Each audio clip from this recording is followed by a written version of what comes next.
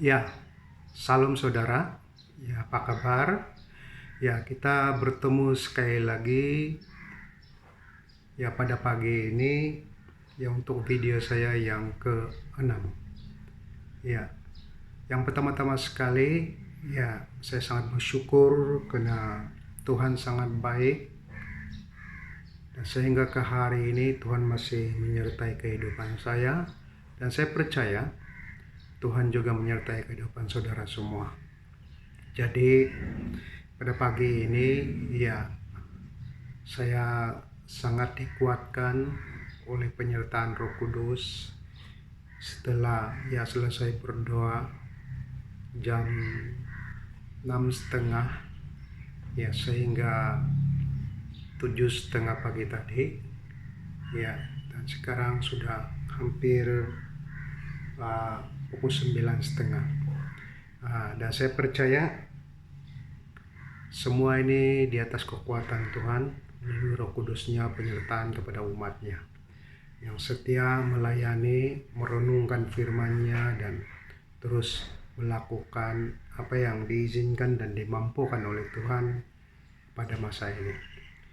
Iya, kita tetap bersyukur dan tetap kuat dalam penyertaan Tuhan karena kita percaya dengan doa bahwa ya akan berakhirnya ya kuarantin ataupun PKP ya perintah kawalan pergerakan khususnya di saat-saat sukar atau di masa-masa sukar ini yang disarankan oleh perintah kepada kita.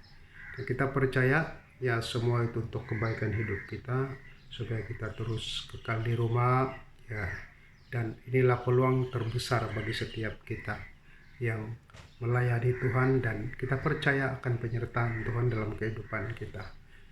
Tuhan sungguh baik, Tuhan menyediakan yang terbaik dan Tuhan akan menjawab seperti semua doa-doa yang kita panjatkan kepada Tuhan. Haleluya. Saudara yang saya kasih dalam Tuhan, seperti biasa pada pagi ini, pada video saya yang ke-6 ini, ya ke-6 ini kita akan membicarakan satu topik yang sangat penting lah. Dan saya percaya ya firman Tuhan ini biasa ya dibaca, didengar oleh banyak orang Kristen dan merupakan satu firman Tuhan yang saya percaya juga ia merupakan favorite ya, menjadi bahan bacaan, renungan dan kekuatan bagi setiap orang percaya. Jadi sebelum kita membaca firman Tuhan, ya saya ajak kita semua khususnya mereka yang sedang menonton video ini ataupun akan menonton video ini, saya percaya semuanya itu kekuatan yang datang daripada Roh Kudus yang mendorong Anda ya bersama dengan saya pada pagi ini. Haleluya.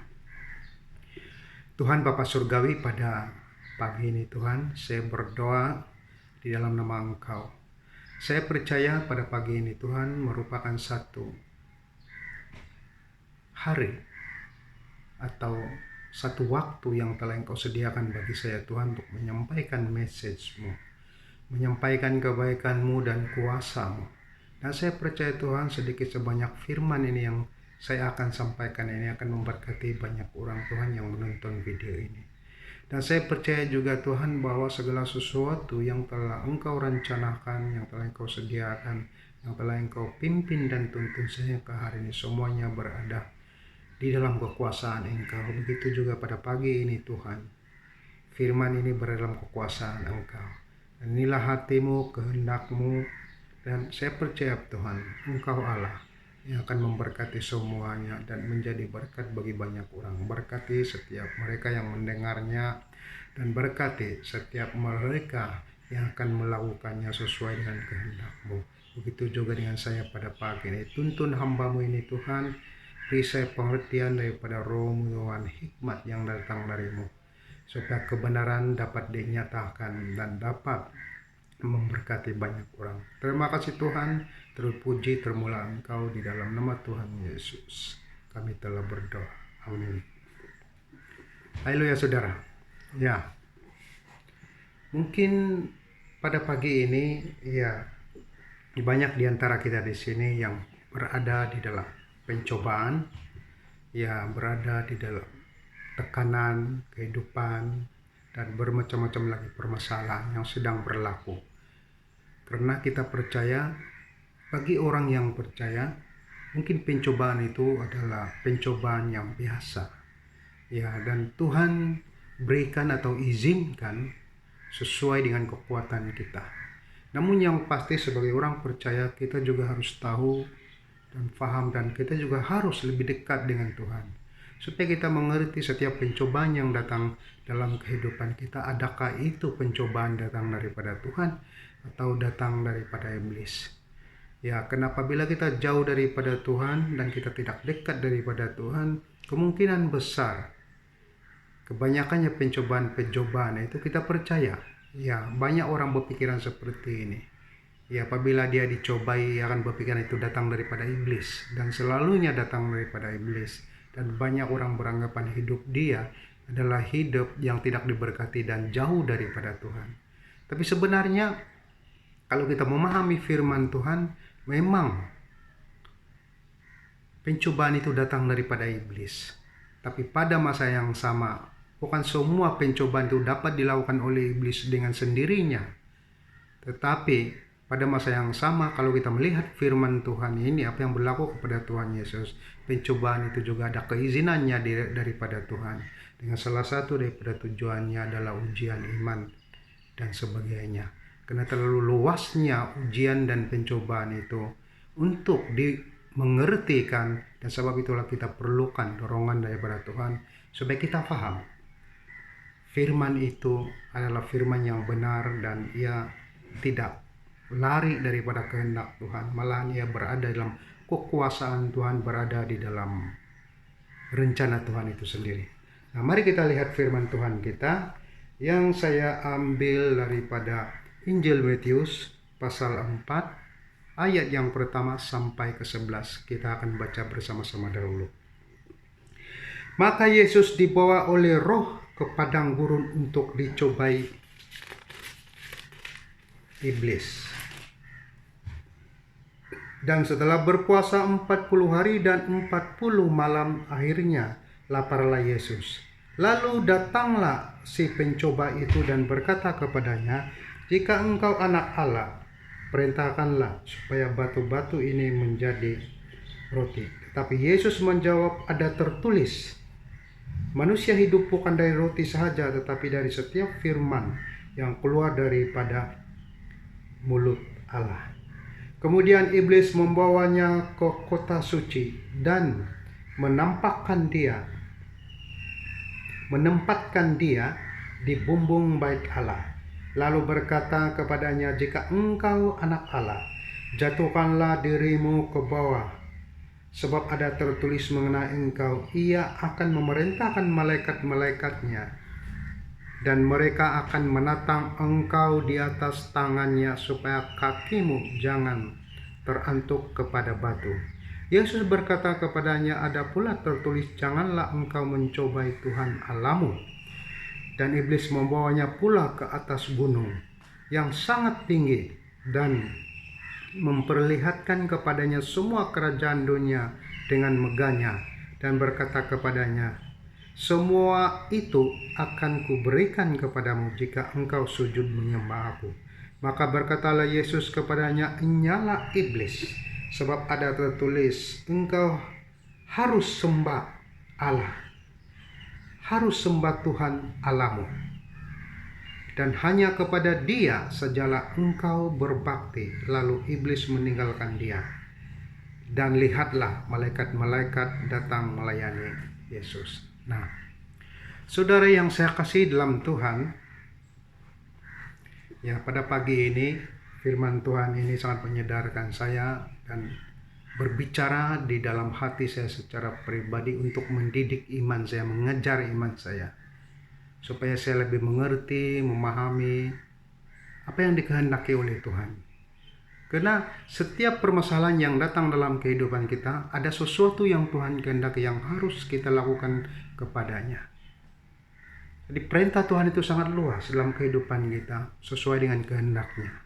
Jadi pada pagi ini firman Tuhan ini mengejar saya dengan satu perkara, bahwa pentingnya kita perlu dekat dengan Tuhan, ada hubungan pribadi dengan Tuhan melalui Roh Kudus-Nya. Dan saya percaya setiap pribadi orang Kristen di hari ini, kita berusaha sungguh-sungguh ya untuk mencapai, untuk mengerti apa yang Tuhan kehendaki. Mari kita lihat firman Tuhan ini. Ayat yang pertama ini. Maka Yesus dibawa oleh Roh ke padang gurun untuk dicobai iblis. Dan setelah berpuasa 40 hari dan 40 malam, akhirnya laparlah Yesus. Nah, mari kita sadari pada saat ini.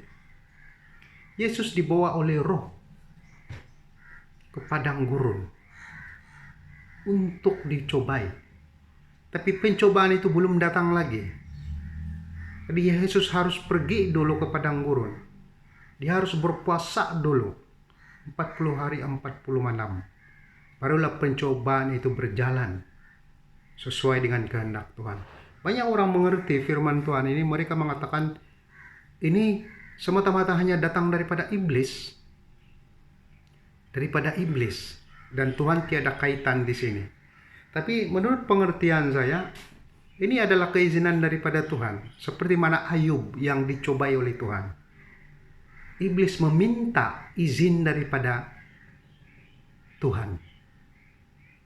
Firman Tuhan mengatakan, kitab Ayub, anak-anak iblis datang kepada Tuhan untuk meminta izin.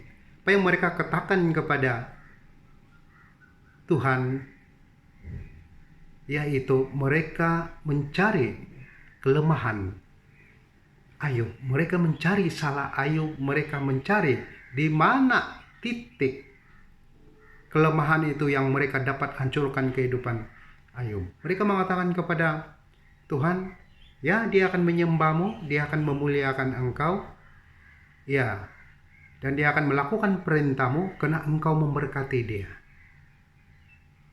Karena engkau memberi yang terbaik kepada dia. Dan sebab itulah dia menyembah engkau. Coba engkau menulahi dia.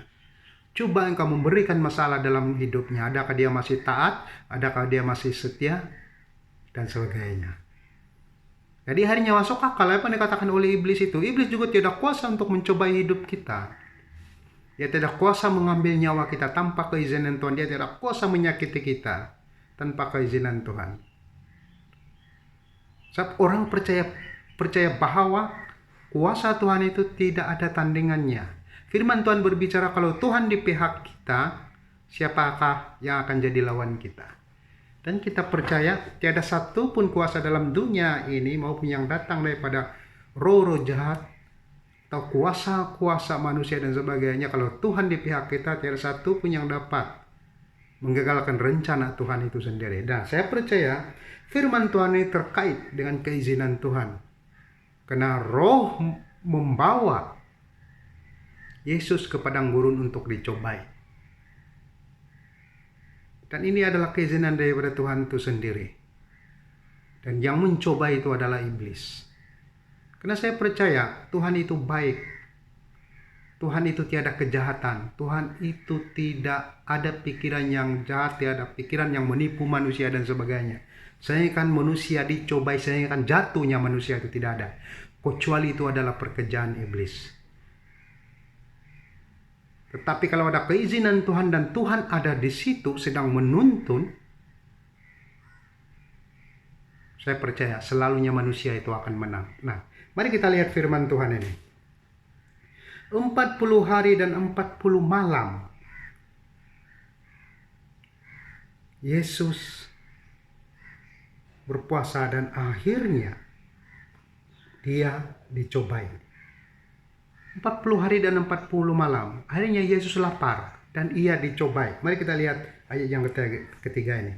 Lalu datanglah si pencoba itu dan berkata kepadanya, jika engkau anak Allah, perintahkanlah supaya batu-batu ini menjadi roti. Tetapi Yesus menjawab, ada tertulis manusia hidup bukan dari roti saja, tetapi dari setiap firman yang keluar daripada mulut Allah. Nah, Bagaimana cara iblis mencobai Tuhan Yesus? Satu saja yang iblis lihat merupakan satu kelemahan manusia, yaitu lapar, yang berkait rapat dengan makanan. Nah, manusia ini kalau sudah lapar, tidak ada makanan lagi, mereka senang melakukan dosa. Karena dengan alasan tiada cara lain untuk mencari makanan selain daripada melakukan dosa untuk mendapatkan makanan, karena lapar. Nah, ini juga salah satu daripada cara iblis untuk mencobai.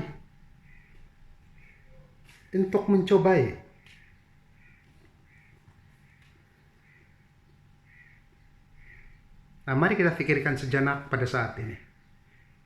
Ya, banyak orang mengalami kelaparan di seluruh dunia yang berkait rapat dengan krisis ekonomi, dan semua ini menyebabkan manusia akan jadi jahat. Dan itulah peluang terbesar iblis untuk merosakkan kehidupan manusia. Bukan saja kepada orang yang tidak percaya, malahan kepada orang yang percaya juga. Dan saya percaya banyak di antara kita di sini yang ada pengalaman dalam kehidupan kita. Kita jatuh di dalam dosa karena makanan, karena masalah-masalah yang berkaitan dengan kelaparan, ekonomi. Banyaknya kita menjauhkan daripada Tuhan karena kita mencari yang namanya adalah makanan untuk mengubah hidup kita, mengubah ekonomi kita dengan lebih baik lagi. Dan kita sanggup melakukan dosa dan sebagainya. Nah, ini berlaku kepada Tuhan Yesus. Yesus dicobai. Tujuan berpuasa itu sangat baik untuk mendisiplinkan rohani, untuk menguatkan lagi hubungan dengan Tuhan, ataupun satu tujuan yang baik untuk menjadi berkat kepada sesuatu yang telah didoakan. Doa puasa itu sangat penting bagi orang Kristen, walaupun bukanlah satu perintah atau hukum yang diwajibkan. Ya, kalau tidak buat berdosa, kalau buat pahala, bukanlah seperti itu. Ya, dan kita percaya masa Yesus berpuasa ini kena dorongan daripada Roh Kudus, adalah perintah daripada Roh Kudus, sudah ada sebabnya. Nah, salah satu daripada sebabnya yang saya lihat di sini, Yesus menghadapi pencobaan. Apabila kita berada di dalam puasa ini, apa yang saya katakan tadi dengan tujuan-tujuan tertentu, kenapa perlu berpuasa, adanya pencobaan datang seperti ini. Nah, sebab itulah Yesus dicobai. Ya, kita percaya itu salah satu daripada rencana Tuhan. Tapi di masa kita berada dalam kesusahan, sebagai contohnya apa yang dikatakan oleh firman Tuhan di sini, berada dalam kelaparan yang berkait rapat dengan ekonomi, keuangan, dan sebagainya. Bila ini berlaku dalam kehidupan kita, datangnya pencobaan itu. Kenapa banyaknya orang suka menipu? Ya, karena masalah ekonomi. Ya, karena masalah perut, kata Rasul Paulus. Masalah kelaparan. Itu seringkali berlaku dalam kehidupan kita. Nah, dan Yesus ini dia dicobai. Karena salah satu daripada yang iblis lihat dalam kehidupannya ialah dia sedang berpuasa dengan tujuan tertentu menurut sesuai keizinan Tuhan. Ya, mungkin salah satu daripadanya dia berpuasa karena harus dicobai, apa yang dikatakan oleh firman Tuhan ini. Mungkin ada tujuan yang lain lagi kenapa dia perlu berpuasa. Disitulah datangnya pencobaan-pencobaan yang datang daripada iblis untuk menjatuhkan Tuhan Yesus itu. Adakah dia masih beriman? Sekiranya dia lapar. Jadi mari kita lihat apa yang iblis katakan di sini. Perintahkanlah supaya batu-batu ini menjadi roti. Wow, luar biasa. Berarti iblis tahu Yesus ini adalah anak Allah. Dia bukan manusia biasa. Coba kalau dia mencobai manusia biasa atau mencobai saya. Saya berada di padang gurun. Adakah iblis itu menyuruh saya menjadikan roti-roti itu, menjadikan batu itu seperti roti? Sudah pasti iblis tidak akan menyusahkan diri dia. Ya, ada cara lagi iblis mencobai saya sesuai dengan kelemahan saya sebagai manusia biasa. Tapi Yesus ini dicobai dengan lebih lagi. Karena iblis tahu, Yesus anak Tuhan, dia memiliki kuasa. Kalau dia mau makan, dia boleh makan. So, dia boleh menjadikan batu ini menjadi roti. Yesus tak perlu berpuasa, tak perlu berlapar, sebab dia memiliki kuasa. Kalau dia menjadikan iblis itu seperti roti menjadi roti pun boleh. Karena dia adalah Tuhan, dia memiliki kuasa yang luar biasa. Kuasa yang tak dapat dibayangkan oleh manusia. Sebab ini hanya iblis saja yang tahu ini. Iblis kan pernah tinggal dekat surga dan dicipta oleh Tuhan. Dan iblis tahu Yesus ini adalah firman Allah yang telah menjadi manusia. Dia tahu Tuhan ini adalah sang pencipta. Dia tahu kekuasaan itu. Dia boleh melakukan apa saja. Dan sebab itulah apabila ia menjadi manusia, iblis mau menjatuhkan Yesus. Supaya Yesus melanggar perintah Allah masa berpuasa. Supaya Yesus melanggar perintah Allah itu menuruti perintah Allah. Dan apabila Yesus, kalau dia dengar cakap iblis, dia menjadikan batu-batu itu seperti roti, menjadi roti. Itu berarti Yesus sudah melanggar perintah Allah. Baik di dalam puasa, baik perintah Tuhan supaya dia untuk dicobai. Berarti dia sudah kalah di situ. Nah, banyak orang mempersoalkan perkara ini. Kalau Yesus Tuhan, kenapa dia lapar? Kenapa dia perlu dicobai? Nah, jawaban saya di sini mudah saja. Yesus kan sudah jadi manusia. Terus sebab dia pandai menangis, dia pandai lapar, dia pandai bersedih, dia pandai marah. Ya,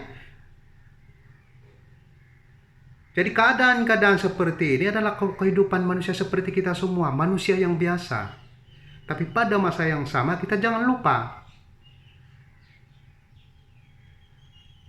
bukan berarti Yesus bukan Tuhan. Karena tanpa perintah iblis, kalau Yesus menjadikan batu itu menjadi roti, boleh dia bikin.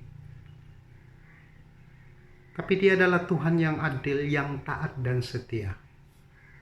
Dan dia mau menggambarkan dalam kehidupan manusianya bahwa dia tidak akan lari daripada kebenaran firman Tuhan, daripada perintah Tuhan itu. Nah, mari pada saat ini kita pikirkan sejenak. Iblis selalu mencobai kita. Iblis selalu mencobai kita. Apabila kita terpuruk dalam permasalahan ekonomi, iblis berbisik dalam pikiran kita untuk mencari ruang, ya, untuk mencari sesuatu, untuk mendapatkan keuangan, ya, untuk menolong hidup kita.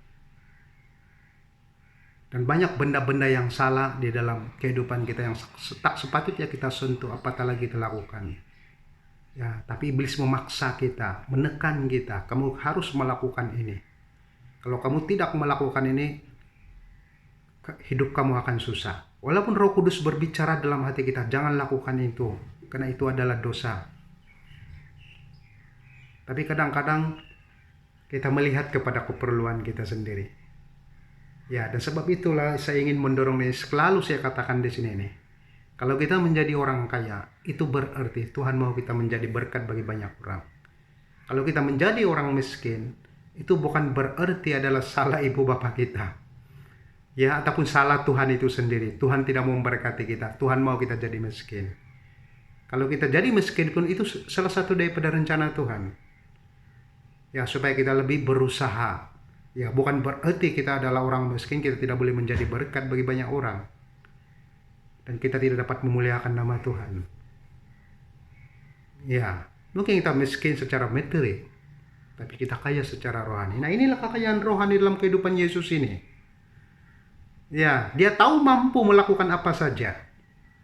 Ya, tetapi dia tidak akan turut dengan perintah atau kehendak iblis. Karena dia adalah anak Allah adalah manusia yang diciptakan,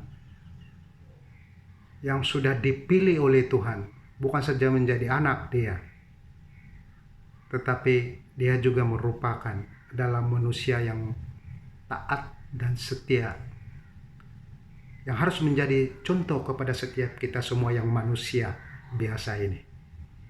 Jadi kalau Yesus sendiri adalah anak Allah, adalah Allah yang mengambil rupa manusia dan menjadi manusia, memiliki kekuasaan yang luar biasa pun boleh dicobai oleh iblis, apatah lagi kita semua. Nah, sebab itulah pentingnya firman Tuhan ini untuk menjadi renungan, rujukan, dan kekuatan kehidupan rohani kita. Tetapi Yesus menjawab, ada tertulis, manusia hidup bukan dari roti saja, tetapi dari setiap firman yang keluar daripada mulut Allah. Jadi apa kata Yesus? Manusia bukan hidup daripada roti saja, dia cakap, tapi dari setiap firman yang keluar daripada mulut Allah. Jadi maknya di sini kan bukan tak penting perut ini untuk diisi makanan, bukan tak penting keperluan-keperluan materi itu, bukan tak penting keperluan-keperluan untuk tubuh ini, penting, tetapi lebih penting lagi keperluan rohani. Yesus mengatakan, ya, kita hidup bukan saja daripada roti itu, tapi kita hidup daripada firman yang keluar daripada mulut Allah. Jadi firman ini sangat penting untuk menjadi makanan rohani kita. Karena ini yang akan menguatkan kita, mendisiplinkan kita, menjadikan kita memahami, menjadikan kita adalah orang-orang yang dekat dengan Tuhan, adalah anak-anak pilihan Tuhan yang menjadi berkat bagi banyak orang. Nah, sebab itulah Yesus menjadi berkat bagi banyak kita di sini pada hari ini dan menjadi berkat bagi jutaan manusia dalam dunia ini. Karena melihat iman Yesus ini yang begitu kuat, begitu besar, begitu taat dan setia kepada Allah Bapa di surga. Dan kita sebagai anak begitu juga. Kita memiliki ketaatan kepada Bapa kita di surga sebagai manusia. Dan kenapa Yesus mengambil rupa manusia itu? Supaya dia diteladani oleh semua manusia yang sudah dipilih sejak semulanya dan percaya bahwa hidup ini bukan saja dihidupkan oleh keperluan-keperluan seperti mana dikatakan oleh firman Tuhan ini. Kata Yesus, bukan saja kita hidup dengan roti, tapi dia setiap firman yang keluar daripada mulut Allah. Ya, jadi kekuatan seseorang itu sebenarnya ialah memiliki firman Allah yang kuat dalam hidup dia, yang menjadi makanan dia setiap hari. Ya, dan bukan berarti di sini makanan jasmani tidak penting. Itu juga penting untuk keperluan sementara. Dan itu perlu dicari setiap hari. Tapi biarlah sesuai dengan kehendak firman Tuhan. Dan adakah Yesus di sini tidak makan? Yesus juga makan roti. Tapi sesuai dengan keizinan Tuhan. Sesuai dengan pemberian Tuhan kepada dia. Dan Yesus tidak akan menjamak sesuatu yang datang daripada dosa. Yang datang daripada perintah iblis. Dan sebab itulah Yesus tidak melakukan ini. Karena sesuatu yang melanggar hukum Tuhan. Walaupun dia mampu untuk melakukannya. Nah, saudara yang saya kasih dalam Tuhan.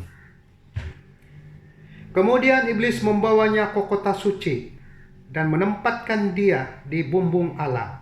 Lalu berkata kepadanya, jika engkau anak Allah, jatuhkanlah dirimu ke bawah, sebab ada tertulis mengenai engkau, ia akan memerintahkan malaikat-malaikatnya, dan mereka akan menatang engkau di atas tangannya, supaya kakimu jangan terantuk kepada batu. Nah, saya sudah katakan tadi, iblis ini kenal Yesus. Yesus bukan manusia biasa. Sebab kalau Yesus manusia biasa, pasti iblis tidak akan menggunakan firman Tuhan. Tapi dia menggunakan firman Tuhan untuk menjatuhkan iman Yesus, malahan bahkan lebih daripada itu untuk membunuh Tuhan Yesus. Sehingga pemberitaan kabar baik tak dapat diteruskan dalam dunia ini dan tidak dapat menyelamatkan banyak orang. Tapi Yesus tahu akal itu. Nah inilah yang saya katakan seperti perangkap samar. Kelihatannya benar, kedengarannya benar sebab daripada firman Tuhan. Kalau engkau terjun, apa yang dikatakannya ada di sini? Kalau engkau terjun daripada bumbung Allah ini, ada firman tertulis dia cakap. Malaikat akan datang menyelamatkanmu, menatangmu, supaya kakimu tidak terantuk di atas batu.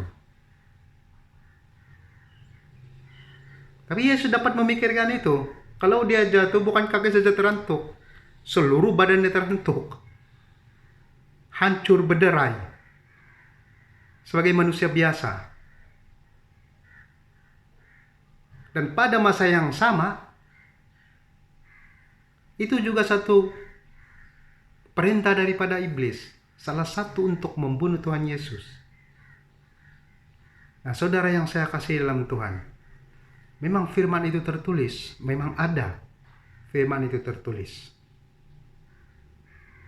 Tapi akan berlaku seizin dengan Tuhan. Dan sekarang ini, bukan Tuhan yang melakukannya kepada Yesus, tapi iblis yang melakukannya. Dia memungut firman Tuhan untuk mencobai Tuhan Yesus. Dan banyak orang bercakap tentang perkara ini. Kalau Yesus terjun daripada bangunan itu pun dia tidak akan mati. So, firman Tuhan ini benar. Ada malaikat yang menyambut dia. Mari kita pikir dengan lebih dalam itu. Yesus kan sudah jadi manusia. Jadi kalau tidak dia terjun di bawah apa yang akan terjadi? Sebab apabila dia melanggar perintah Allah, itu berarti dia bukan di pihak Tuhan lagi. Dia di pihak iblis kalau dia ikut cakap iblis. Nah, jangan juga tertipu tentang perkara ini. Ya, karena firman Tuhan ada berbicara, kalau orang percaya minum racun tak mati. Nah, ini yang digunakan oleh iblis, dia memakai orang-orang tertentu. Oh, kamu orang percaya kepada Yesus. Ya, ada firman Tuhan mengatakan, kamu minum racun tak mati. Ya, minumlah racun, dia cakap. Nah, ini dipakai oleh iblis. Bukan saja mencobai, terlebih kepada membunuh. Nah, ini yang dilakukan oleh iblis kepada Yesus. Kakimu tidak terantuk, dia cakap. Ada malaikat yang akan menatang engkau, menyambut engkau di bawah kalau engkau terjun. Dia cakap. Dia mencobai dengan cara seperti itu. Dan dia memungut lagi firman Tuhan. Nah, banyaknya orang-orang di zaman sekarang ini memungut firman Tuhan, mengutip, mencopot ayat firman Tuhan untuk menjatuhkan orang percaya. Padahal kalau kita lihat keseluruhan firman Tuhan ini tidaklah sama apa yang dipikirkan oleh orang yang suka mencopot itu. Nah, ini juga digunakan oleh iblis untuk menjatuhkan orang percaya. Apa dia cakap di sini? Kalau engkau anak Allah, dia cakap, jatuhkanlah dirimu ke bawah, sebab ada tertulis. So, ada tertulis mengenai engkau akan memerintahkan malaikatnya, dan mereka akan menatang engkau atas tangannya, supaya kakimu jangan terantuk kepada batu. Itu cara iblis. Iblis tak boleh menolak Yesus, karena dia tahu dia tidak memiliki kuasa seperti itu. So, kalau kita lihat dalam kitab Kejadian, apa yang dilakukan oleh iblis kepada Adam dan Hawa, dia cuma berbisik. Kalau engkau makan buah ini, kamu akan menjadi seperti Allah. Dia cakap. Dan kamu akan hidup untuk selamanya. Dia cakap. Dia hanya berbisik. Dia tidak kuasa pun sebenarnya menyentuh manusia ini. So, manusia dia adalah milik Tuhan. Ada kekuasaan Tuhan yang sedang melindungi manusia sebenarnya. Tapi dia boleh berbisik, dia boleh menghasut, dia boleh memfitnah. Ini cara iblis menjatuhkan manusia. Dia boleh menipu. Nah, inilah cara salah satu dia pedanya. Untuk menjatuhkan Yesus, dia menipu menggunakan firman Tuhan. Firman Tuhan itu benar, tapi dengan tujuan yang salah. Dan sebab itulah Yesus tahu perangkap samar ini. Yesus tahu niat dia. Dan sebab itulah Yesus juga menjawab dia. Apa jawaban Yesus di sini? Yesus berkata kepadanya, ada pula tertulis, janganlah engkau mencobai Tuhan Allahmu, kan? Yesus mengatakan, jangan engkau mencobai Tuhan Allahmu. Sebab itulah kehidupan orang Kristen. Usahakan sebaik mungkin, ya, supaya kita tidak mencobai Tuhan.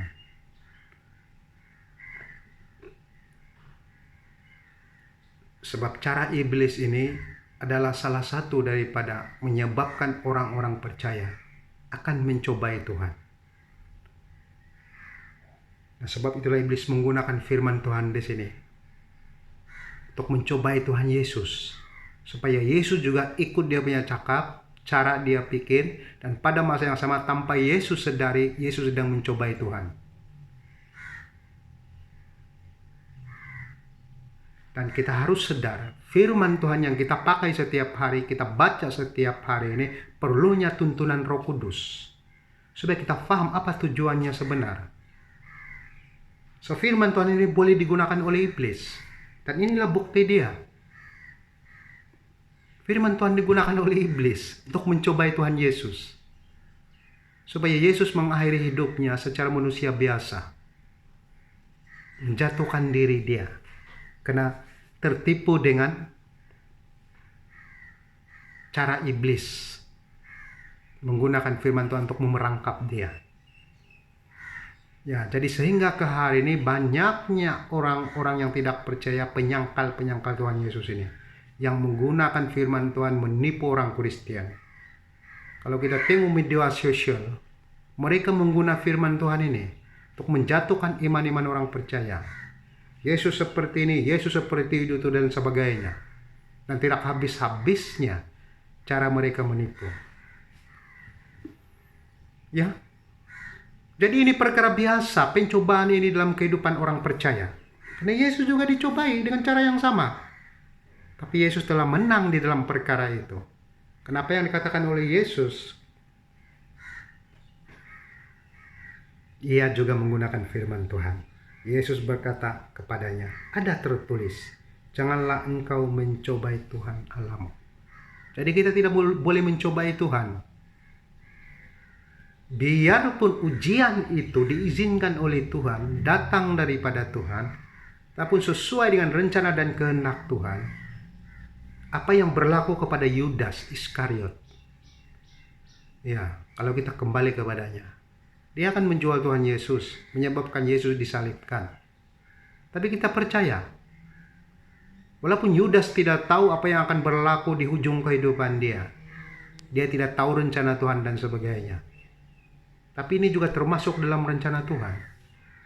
Coba kalau Yudas tidak bersekongkol dengan guru-guru Taurat untuk menangkap Yesus, menyalibkan Yesus, sudah pasti kegenapan firman Tuhan, nubuatan para nabi tidak akan berlaku.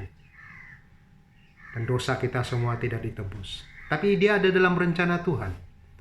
Nah, banyak orang mengatakan Yudas sudah berdosa di sini karena menjual Tuhan Yesus. Dan ini yang menyebabkan dia masuk neraka. Tapi saya berani mengatakan di sini, coba kalau Yudas itu bertobat, ya, dia dapat diselamatkan setelah dia menyadari kematian Yesus disebabkan oleh rencananya, pekerjaannya, bersekongkol dengan orang-orang Yahudi, guru-guru Taurat dan sebagainya. Dan dia menyadari dan dia bertobat seperti Petrus yang menyangkal Yesus. Ya, dapat diselamatkan. Tapi Yudas ini gantung diri. Kena kekesalannya, penyesalannya, dan akhirnya gantung diri. Siapa yang menang di situ? Iblis yang menang. Kenapa iblis menang? Saya pasti Roh Kudus juga berbicara kepada Yudas untuk menolong Yudas supaya Yudas tidak gantung diri. Tapi Yudas lebih memilih bisikan iblis, seperti mana yang dilakukan oleh iblis ini kepada Yesus. Dia berbisik, kalau engkau anak Allah, jatuhkanlah dirimu di atas bangunan ini, sebab ada tertulis sekian-sekian tentang engkau. Nah, ini cara iblis bekerja. Ya, walaupun kita percaya segala sesuatu yang berlaku dalam dunia ini adalah rencana Tuhan, berada di dalam rencana Tuhan. Tuhan sudah menyelidiki semuanya. Tuhan sudah berada di hadapan untuk menyediakan yang terbaik. Tapi kita harus sadar, bukan berarti kita tidak melewati pencobaan. So, kita melihat Yesus ini, kenapa dia berpuasa?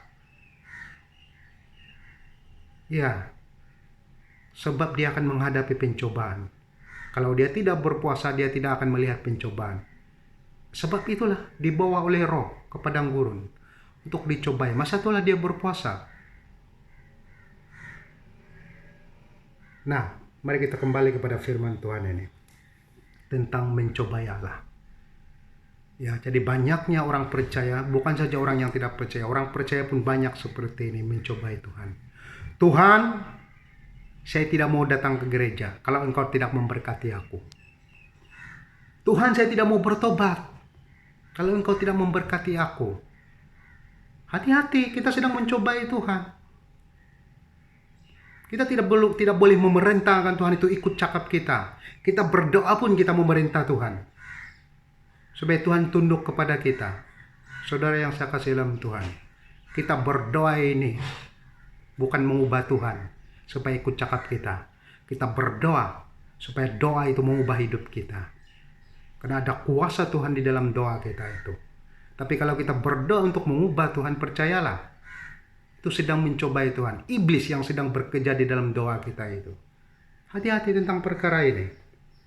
Dan sebab itulah apa kata Tuhan Yesus di sini? Ada tertulis, jangan mencobai Tuhan Allahmu. Kita adalah anak-anak yang sudah dipilih oleh Tuhan secara rohani. Kita harus patuh, taat, setia kepada Tuhan. Seluruh perintah Tuhan kita harus dengar dan perhatikan. Karena itu kehidupan kita ada di dalamnya untuk menyelamatkan kita. Kita jangan menjadi seperti si iblis ini, si durhaka. Iblis ini adalah pendurhaka, khianat. Di dalam kitab Kejadian dan Wahyu ada menyentuh tentang perkara ini. Apa kata iblis? Aku mau pergi ke bintang. Ya, aku mau jadi seperti ini dan sebagainya. Dia menyamakan dirinya seperti Tuhan. Dia tidak sadar dia hanya ciptaan. Tuhan itu lebih besar daripadanya. Dia sudah diberikan pangkat jadi penghulu malaikat. Dia itu ketua pujian penyembahan, pencipta lagu, pemuji penyembah yang terhebat. Memiliki suara emas yang bagus di surga. Tapi tidak cukup semua itu. Tuhan memberi yang terbaik kepada dia. Dia mau menjadi seperti Tuhan. Nah, ini yang salah. Sehingga ke hari ini banyaknya orang dipakai oleh iblis menjadi seperti Tuhan. Mau jadi seperti Tuhan. Nah, itu juga adalah hati iblis dan pikiran iblis. Tadi dikatakan oleh Wahyu. Nah, saudara yang saya kasih dalam Tuhan. Dan iblis membawanya pula ke atas gunung yang sangat tinggi dan memperlihatkan kepadanya semua kerajaan dunia dengan kemegahannya. Dan berkata kepadanya, semua itu akan kuberikan kepadamu jika engkau sujud menyembah aku. Nah, apa yang dilakukan iblis sekali lagi? Iblis membawa di atas gunung. Gunung menggambarkan ini satu kasta yang sangat tinggi, satu kekuasaan yang sangat tinggi. Bukan bukit, gunung. Bukit itu rendah lagi, ini gunung. Yesus dibawa oleh iblis di atas gunung dan dia menunjukkan kerajaan dalam dunia ini. Ini berarti kan kerajaan dalam dunia ini adalah milik iblis. Kekayaan, kuasa dan apa saja yang dalam dunia adalah milik iblis. Walaupun itu semua adalah ciptaan Tuhan, adalah pemberian Tuhan, seizin dan kuasa Tuhan. Bumi ini milik Tuhan. Harta kekayaan yang semua, kuasa yang semua ini adalah milik Tuhan. Tuhan yang memberinya. Tapi kita jangan lupa, iblis juga ada kuasanya di situ. Ya, kan iblis ini daripada surga dijatuhkan dalam dunia ini. Apa yang dikatakan oleh Wahyu? Mereka seperti bintang berjatuhan di dalam dunia ini. Jadi iblis, setan, semua dalam dunia ini. Dan mereka menipu manusia, beranggapan semua yang ada dalam dunia adalah milik dia. Jadi apa kata iblis kepada Yesus?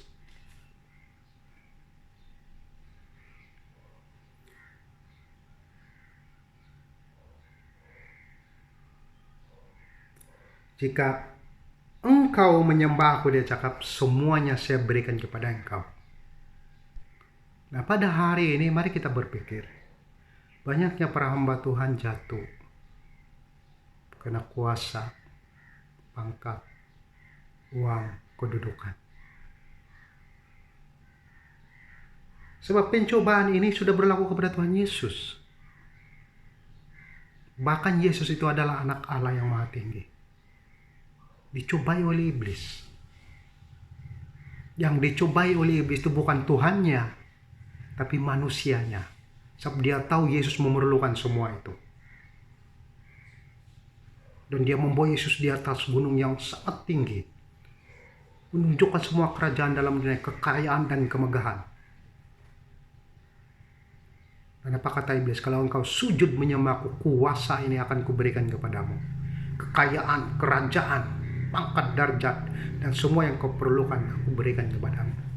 Hanya satu saja yang iblis perlukan, sujud menyembah dia. Nah mari pada saat ini, siapakah yang kita sembah? Kalau engkau kaya, kalau engkau diberkati dengan pangkat, kalau engkau diberkati dengan kedudukan dalam dunia ini, sekali lagi saya katakan, itu bonus. Itu berkat kecil tambahan dalam kehidupanmu. Tapi tujuan utama hidup kita di dalam dunia ini, siapapun kita, tak kira miskin, kaya, tak kira apa kedudukan kita, atau siapa kita sekalipun. Tujuan kita adalah mau datang ke surga. Nah ini selalu saya katakan kepada para sahabat pelayanan. Kalau engkau diberkati dengan sekian-sekian itu bonus. Itu tambahan berkat untuk keperluanmu sementara. Tapi engkau harus fokus kepada tujuanmu. Yaitu mau berjumpa dengan Yesus di surga. Perlu berada di surga sana. So itulah kehidupan kekal. Itulah tujuan hidup kita di dalam perantauan dunia ini. Saya selalu katakan seperti itu. Jadi di dalam kehidupan kita yang sementara ini, siapapun kita orang biasa, orang kecil, orang miskin, siapapun status kedudukan kita itu tidak penting. Yang penting kita mengenal kebenaran firman Tuhan. Karena Yesus juga dicobai seperti ini. Karena iblis tahu dia anak Allah, tetapi mengambil rupa manusia yang miskin. Mengambil rupa manusia yang tidak memiliki duit yang banyak, tidak ada kuasa dan sebagainya. Dan Yesus juga tahu bahwa iblis sedang memakai kekayaan, kedudukan, dan apa saja keistimewaan yang dalam dunia itu menawarkan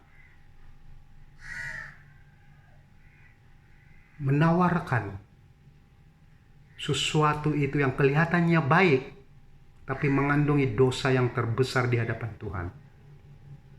Karena ia berbicara tentang ketaatan dan kesetiaan. Coba kalau Yesus tidak taat dan tidak setia kepada Tuhan. Dan dia menerima itu dan dia sanggup sujud menyembah iblis. Apa yang berlaku dengan kita semua? Kita semua berada dalam dosa selama-lamanya. Kita semua akan dihukum masuk neraka. Tiada sang penebus kita. Sebab dia sudah kalah di atas gunung sana. Tapi Yesus dapat mengalahkan iblis. Kan Yesus tahu tujuan utama dia datang dalam dunia ini. Yaitu harus mati di atas kayu salib. Harus menanggung dosa manusia. Harus menebus dosa manusia. Dia harus menang mengalahkan dosa.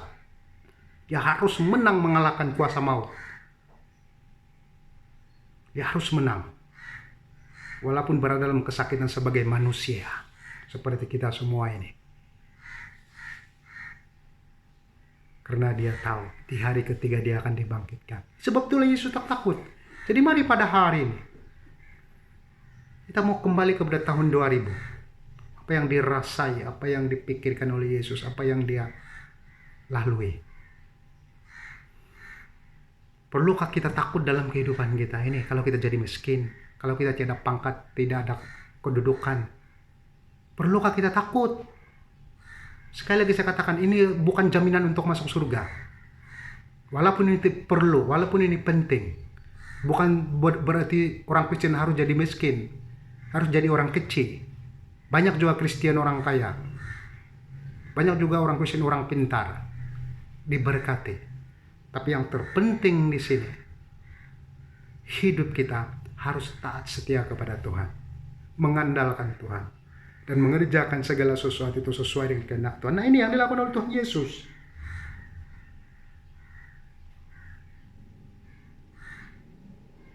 Ini yang dilakukan oleh Yesus.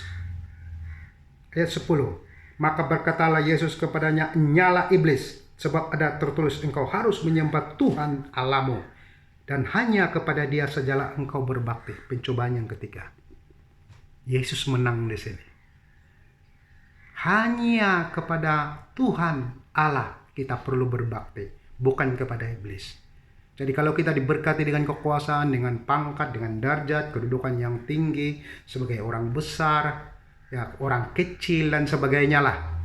Ya, orang kecil, orang besar dan sebagainya, hanya kepada Tuhan Yesus atau kepada Allah, Bapa kita di surga. Tapi sekarang ini Yesus sudah mewakili Allah Bapa di surga. Dan sebab itu tiap kali kita berdoa menyebut nama Tuhan Yesus, di dalam nama Tuhan Yesus. Dan melalui Tuhan Yesus itu kita dapat diselamatkan. Nah, saudara yang saya kasih dalam Tuhan, siapapun kita pada saat ini, pada hari ini, hanya kepada Tuhan Yesus saja kita berbakti. Tak kira kita susah, orang senang, tak kira keadaan hidup kita terhimpit dan sebagainya. Ya, iblis tahu semua itu. Dia menggunakan semua itu untuk menjatuhkan kita. Tapi kita harus sadar, kemenangan kita adalah kemenangan di dalam Tuhan Yesus. Dan ini adalah pengajaran, apa yang ditulis oleh Matius, bahwa ini telah berlaku kepada Tuhan Yesus. Dan orang-orang percaya, orang-orang Kristen harus melalui kehidupan mereka bersama dengan Tuhan Yesus, mengandalkan Tuhan Yesus. Dan pada masa yang sama, pencobaan-pencobaan yang datang ini dapat dikalahkan di dalam nama Tuhan Yesus. Karena Yesus sudah mengalahkan dia. Yesus sudah mengalahkan maut, mengalahkan dosa. Yesus sudah mengalahkan iblis ini. Nyala engkau iblis. Yesus tengking iblis itu. Nyala engkau iblis. Apa yang dikatakannya ini. Sebab ada tertulis. Yesus menggunakan firman Tuhan. Ada tertulis dia cakap. Dia bukan menggunakan otak dia sendiri. Otak kemanusiaan dia. Tapi dia menggunakan firman Tuhan. Yang bercakap ini saya percaya adalah Tuhan yang ada dalam dirinya, dalam kehidupannya, dan statusnya sebagai Tuhan. Jadi Tuhan yang sedang bercakap. Ada tertulis dia cakap, engkau harus menyembah Tuhan Allahmu. Ini mendorong kemanusiaan Yesus ini. Kau harus menyembah Tuhan Allahmu, hai manusia Yesus. Dan hai manusia kepada Anda semua, hai manusia kepada saya sendiri, harus menyembah Tuhan. Jadi penyembahan ini sangat penting.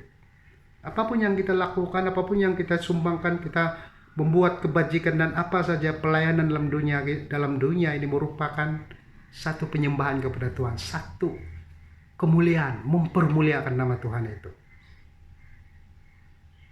Nah, sebab itulah Yesus mengalahkan iblis itu. Hanya kepada Tuhan Allah saya berbakti. Hanya kepada Tuhan Allah saya menyembah. Jadi apa yang berlaku? Ayat 11. Lalu iblis meninggalkan dia, dan lihatlah malaikat-malaikat sedang melayani Yesus. Jadi apabila Yesus sudah menang di sini, iblis lari. Dan bukan berarti iblis sudah kalah di situ. Dia kalah kepada Yesus. Tapi mungkin dia tidak kalah dengan kita. Kita semua ini. So, iblis tidak pernah berhenti untuk berbisik, menghasut, memfitnah, untuk menjatuhkan orang-orang percaya. Jadi melalui teladan Yesus, melalui Injil Matius ini, firman Tuhan ini akan mendorong, menguatkan kita. Bahwa kalau kita mencontohi Yesus, memiliki kuasa yang dekat dengan Tuhan Yesus, kita juga dapat menghalau iblis. Apa yang dikatakan oleh Rasul Paulus, kita juga dapat menghalau iblis. Seperti mana yang dilakukan oleh Yesus ini. Dihalau dengan apa? Apa kata Tuhan Yesus di sini? Kita ulang sekali lagi. Sebab ada tertulis, engkau harus menyembah Tuhan Allahmu. Dia menggunakan firman Tuhan. Bukan saja menggunakan firman Tuhan, tapi menggunakan doa. Dan percaya firman Tuhan ini adalah kekuatan seperti setiap doa kita. Menjadi kekuatan seperti setiap kita. Apabila kita mengandalkan firman Tuhan ini sebagai rujukan kekuatan utama kita sebagai orang percaya. Untuk menyatakan kemuliaan nama Tuhan. Dan sebab itulah iblis telah kalah di situ. Telah kalah di situ. Iblis menggunakan firman Tuhan untuk menjatuhkan kita. Kita juga menggunakan firman Tuhan. Karena firman Tuhan mengandungi kebenaran. Dan sebab itulah pentingnya firman Tuhan dan pentingnya penyertaan Roh Kudus. Dan juga pentingnya doa dalam kehidupan kita. Penyertaan Roh Kudus, firman Tuhan, dan doa. Dan sebab itulah apa yang berlaku. Yesus telah menang di atas pencobaan. Iblis meninggalkan dia. Dan malaikat datang untuk melayani dia. Mari pada saat ini. Saudara yang saya kasih dalam Tuhan.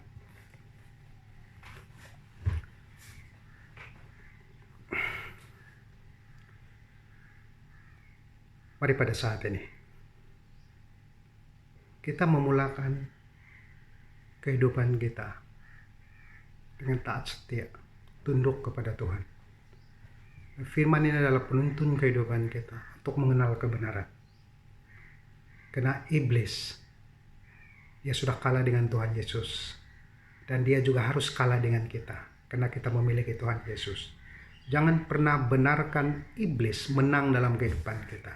Jangan pernah benarkan dosa menguasai kehidupan kita. Karena selagi ada dosa dalam kehidupan kita, kita tidak beres dengan Tuhan. Kita tidak bertobat sungguh-sungguh, percayalah. Firman ini tiada arti dalam kehidupan kita. Tapi kalau kita sudah bertobat sungguh-sungguh dan sudah berusaha untuk meninggalkan dosa, percayalah iblis tiada kuasa untuk mendekati kita. Dan sebab itulah kita harus ada pelepasan, harus beres dengan Tuhan. Kalau kita tidak beres dengan Tuhan, dan kita masih menyimpan dosa dalam kehidupan kita, apapun yang kita lakukan tidak akan mendatangkan kebaikan dalam hidup kita, karena ada dosa yang disimpan. Dan sebab itulah iblis meninggalkan Yesus. Kenapa?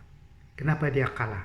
Sebab dia tidak melihat sedikit pun dosa di dalam hati, dalam pikiran, dalam kehidupan Tuhan Yesus.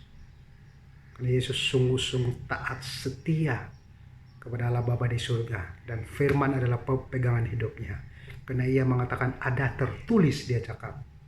Firman ini mengatakan seperti ini. Saya hanya harus tunduk dan taat dan setia kepada Tuhan saja, dan harus berbakti kepada Dia. Itu akan mengalahkan iblis. Kalau hidup kita masih separuh-separuh, separuh iblis, separuh untuk Tuhan dan sebagainya, nah hati-hati. Bukan iblis yang kalah, kita yang akan dikalahkan. Jadi saudara yang saya kasih dalam Tuhan, ya salam sekali lagi, terima kasih karena mengikuti video saya. Tuhan memberkati.